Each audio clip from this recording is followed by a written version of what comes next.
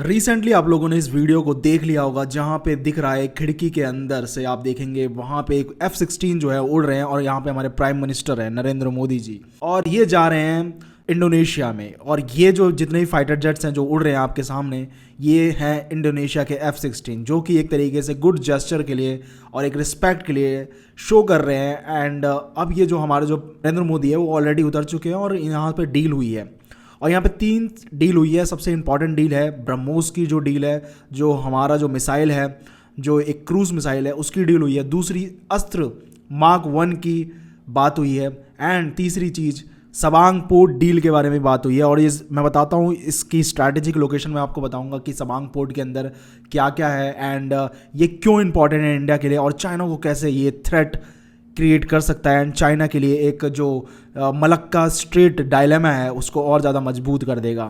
तो चलिए शुरू करते हैं इसी बात पे एंड आपको मैं बिल्कुल क्रिस्टल क्लियर बताऊंगा इस वीडियो में। देखिए इंडिया ने ऑलरेडी फाइनलाइज कर दिया डील इंडोनेशिया के साथ। इंडोनेशिया ने परचेज करना है $375 मिलियन का लगभग जो डील होगी जिसके अंदर 3 बैटरीज खरीदी जाएंगी ब्रह्मोस की। जहाँ पे आप मैं बता दूँ इस बैटरी के अंदर कई सारी मिसाइल्स होती हैं, एक एक बैटरी के अंदर 2-2 लॉन्चर्स होते हैं एंड ये जो 3 जो ब्रह्मोस की मिसाइल की जो बैटरीज हैं वो दी जाएंगी इंडोनेशिया को। एंड मैं एक बात बता दूँ ये दूसरी कंट्री हो जाएगी फिलीपींस के बाद। फिलीपींस को ऑलरेडी इंडिया ने बेच दिया है एंड आप जानते हैं कि जो ब्रह्मोस है कितना खतरनाक है।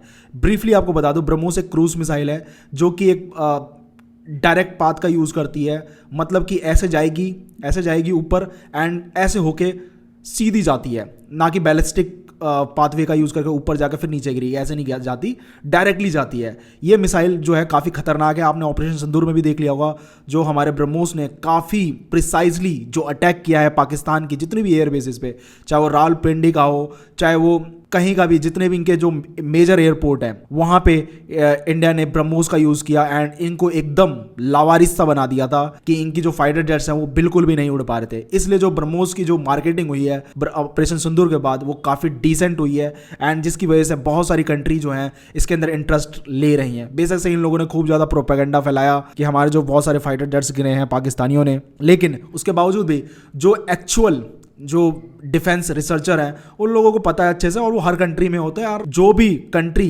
कोई भी डिफेंस इक्विपमेंट परचेज करती है वो सोच समझ के परचेज करती है, बहुत ज़्यादा एनालाइज करती है, उसके बाद ये परचेज होता है। एंड ये भी एक तरीके से मार्केटिंग है इंडिया के लिए कि कोई और कंट्री दूसरी भी कंट्री खरीदेगी, क्योंकि इंडोनेशिया एक छोटी कंट्री नहीं है एंड इंडोनेशिया जो है काफ़ी बड़ी कंट्री है और इसकी भी जो इसका जो डिफेंस है वो काफ़ी बड़ा है। ये कोई 30 यूज़ करते हैं, MKI इंडियन यूज़ करते हैं, उनका खुद का अपना अपना वर्जन है एंड F-16 भी यूज़ करते हैं। बहुत सारे इनके फाइटर जेट्स हैं एंड बहुत सारे इनके डिस्ट्रॉयर्स भी हैं एंड काफ़ी डिसेंट मिलिट्री है अगर आप देखेंगे इंडोनेशिया की।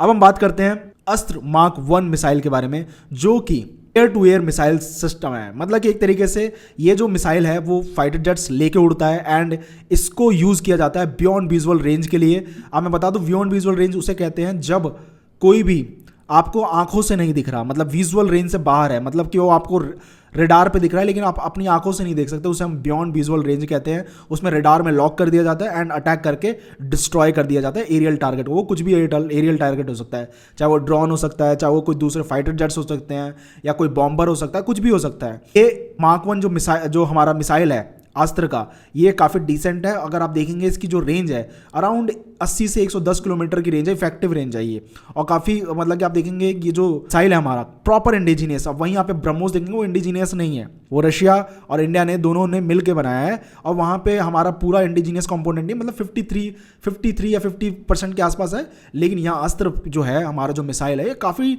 पूरा का पूरा इंडिजीनियस है और इसको हमने बनाया है। और सुकोई 30 MKI भी यूज़ करता है इसको एंड उसके अंदर ऑलरेडी इंटीग्रेटेड है और तेजस MK1 में भी इंटीग्रेशन ऑलरेडी चालू हो चुका है और उस पर टेस्टिंग ऑलरेडी चालू हो गई है। अब आप बोलेंगे MK1 है तो MK2 भी होगा, ऑब्वियस सी बात है, MK2 भी है, उस पर भी ऑलरेडी टेस्टिंग चालू हो चुकी है। वो जो MK2 है वो है 200 किलोमीटर के आसपास, 160 से 200 किलोमीटर के आसपास। वो काफ़ी खतरनाक मिसाइल है जो कि दूसरों की जो जो दूसरे जो फाइटर जेट्स हैं उनके लिए काफ़ी ज़्यादा डेंजरस है, क्योंकि ये और ज़्यादा रेंज कवर करके और इसकी जो इफेक्टिव रेंज है वो काफ़ी डिसेंट ही है।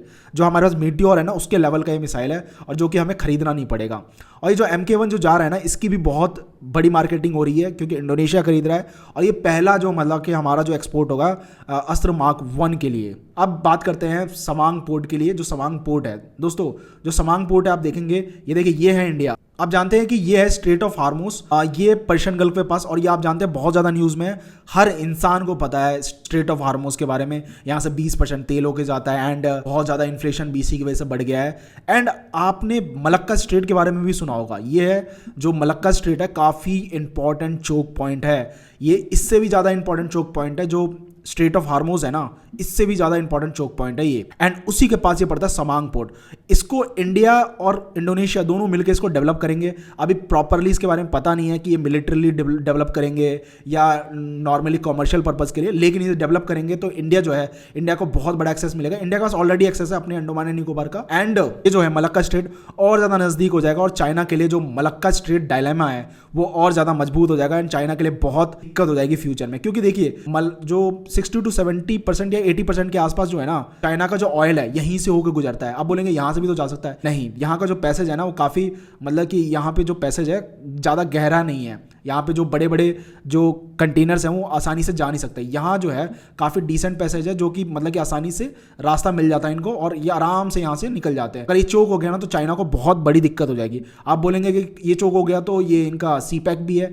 देखिए CPEC से कितना मतलब जो CPEC से जो भी चीज़ जाएगी वो ज़्यादा कॉस्टली हो जाती है, क्योंकि ये जो रोड्स का यूज़ होता है, अगर आप देखेंगे पानी का जो यूज़ होता है ट्रांसपोर्टेशन, वहाँ पे जो होता है काफ़ी सस्ता होता है कंपैरिजन टू जो नॉर्मल जो रोड्स होती हैं। तो इसलिए जो सवांग पोर्ट है वो भी बहुत ज़्यादा इंपॉर्टेंट है इंडिया और इंडोनेशिया के लिए। इंडोनेशिया जो है वो काफ़ी मदद कर रहा है इंडिया की इन चीज़ों के अंदर, और स्ट्रैटेजिक जो पार्टनरशिप है इंडिया और इंडोनेशिया की वो काफ़ी ज़्यादा बढ़ रही है। और आप जानते हैं कि इंडिया और इंडोनेशिया के कल्चर्स काफ़ी मिलते हैं, क्योंकि चोला एम्पायर का भी काफ़ी बड़ा रोल था यहाँ पे, मतलब कि रूल भी था यहाँ पे। एंड यहाँ पे बहुत सारे मंदिर भी हैं, और एक मंदिर जो है ये प्रबनान मंदिर जो है जो वो है इंडिया जो है उसको डेवलप करेगा। और ये ऑलरेडी जो प्रबनान मंदिर है वो इंडोनेशिया के अंदर है। आप देखेंगे ये यूनेस्को वर्ल्ड हेरिटेज साइट है एंड इसको रिस्टोर करेगा इंडिया, हेल्प करेगा इसके अंदर। तो देखिए ऑलरेडी बहुत सारे कल्चरल जो है आप देखेंगे क्या कहते हैं सिंबल्स हैं ऑलरेडी इंडोनेशिया के अंदर है, जो कि इंडिया और इंडोनेशिया को जोड़ती हैं। तो इसलिए जो है इंडोनेशिया जो है वो बहुत ज़्यादा मतलब कि कल्चरली भी बहुत इंपॉर्टेंट पार्टनर है एंड स्ट्रैटेजिकली इंपॉर्टेंट पार्टनर है। और कहीं ना कहीं चाइना को इससे नुकसान होगा फ्यूचर में, क्योंकि जो इंडोनेशिया है वो काफ़ी ज़्यादा न्यूट्रल रहता है और इंडिया के मतलब की तरफ ज़्यादा रहता है, क्योंकि इंडिया की जो पॉलिसीज़ होती हैं वो काफ़ी डिसेंट और अच्छी होती है। इंडिया की जो पॉलिसी है वो एक्सपेंशनिस्ट नहीं होती है चाइना की तरह किसी को डराना धमकाना। इंडिया की पॉलिसी ऐसी नहीं होती, इसलिए इंडोनेशिया जो है काफ़ी ज़्यादा इंडिया से जुड़ता है और कल्चरली आप जानते हैं इंडिया और इंडोनेशिया के काफ़ी ज़्यादा लिंक्ड है। एंड इसलिए जो इंडोनेशिया और इंडिया के जो टाइज हैं वो और ज़्यादा स्ट्रैटेजिकली और ज़्यादा मजबूत होंगे फ्यूचर के अंदर। इसी बात पे वीडियो को एंड करते हैं। जय हिंद, जय भारत।